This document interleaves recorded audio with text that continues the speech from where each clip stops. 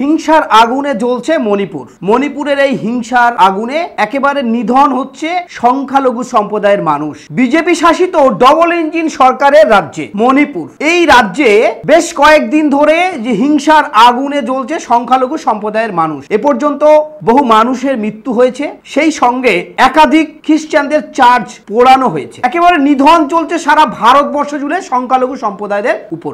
বারবার আমরা সেই চিত্র দেখছি, কখনো গুজরাট, তো কখনো উত্তরপ্রদেশ, কখনো মহারাষ্ট্র, কখনো বিহার সহ একাধিক রাজ্যে সংখ্যালঘু সম্প্রদায় এই ভারতবর্ষে তারা যত দিন যাচ্ছে তাদের আস্থা ভরসা বেঁচে থাকার অধিকার থেকে হারিয়ে যাচ্ছে। সংখ্যালঘু সম্প্রদায়দের কখনো বিচারাধীন থাকাকালীনে তাদেরকে গুলি করে মারা হচ্ছে।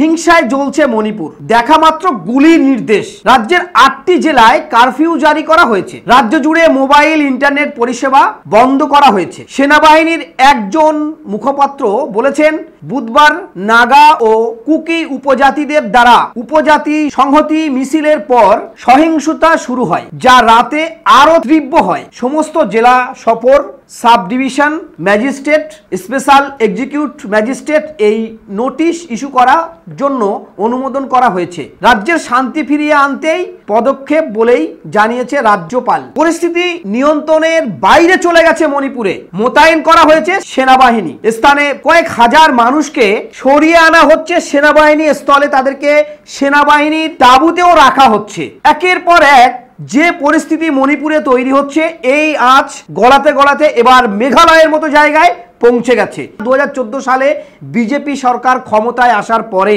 একের পর এক যেভাবে সংখ্যালঘুদের উপরে নির্যাতন শুরু হয়েছে, বিশেষ করে সংখ্যালঘু মুসলিম সম্প্রদায়দের কখনো মসজিদে হানা, কখনো তাদের মাদ্রাসায় হানা, কখন তাদের গোরক্ষক নাম করে হত্যা করা, কখনো তাদের শুট করে মারা। একের পর এক উত্তরপ্রদেশ, বিহার, ঝাড়খণ্ড, মণিপুর এবার ভয়ানক আকার ধারণ করেছে। কিভাবে সামলাবে এখনো পর্যন্ত প্রধানমন্ত্রী নরেন্দ্র মোদী এবং অমিত শাহ যিনি স্বরাষ্ট্রমন্ত্রী, তাদের ভূমিকা কোন দিকে যাচ্ছে?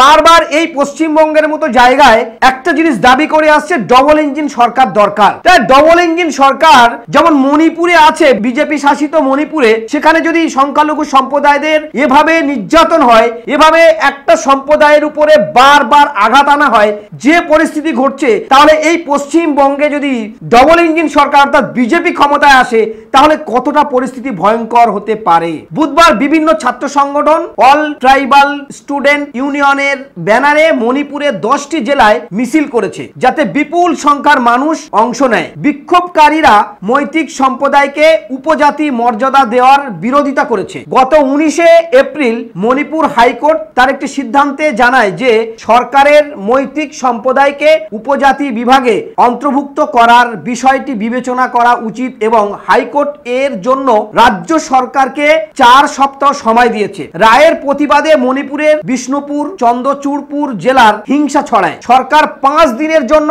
রাজ্যের মোবাইল ইন্টারনেট পরিষেবা স্থগিত রেখেছেন। কোন দিকে এগোচ্ছে ভারতবর্ষের এই পরিস্থিতি? আমরা দেখেছি ভারতবর্ষের ভয়ানক একটা পরিস্থিতি বারবার সৃষ্টি হতে ছোট ছোট করে করে আগামী দিনে এই ভারতবর্ষের মান সম্মান ইজ্জত একেবারে যেমন অর্থনৈতিক দিকে তলানিতে চলে গেছে, ঠিক তদ্রূপ ভাবে সংবাদ মাধ্যমের স্বাধীনতার পক্ষ থেকেও যেভাবে পিছিয়ে পড়েছে পাকিস্তানের থেকেও, এবার মণিপুরের এই যে ভয়ানক পরিস্থিতি সংখ্যালঘু নিধন, এই সংখ্যালঘু নিধনের পর থেকে এবার ছড়িয়ে পড়েছে, যেটা জানা যাচ্ছে মেঘালয়ের মতো একটি জায়গায়।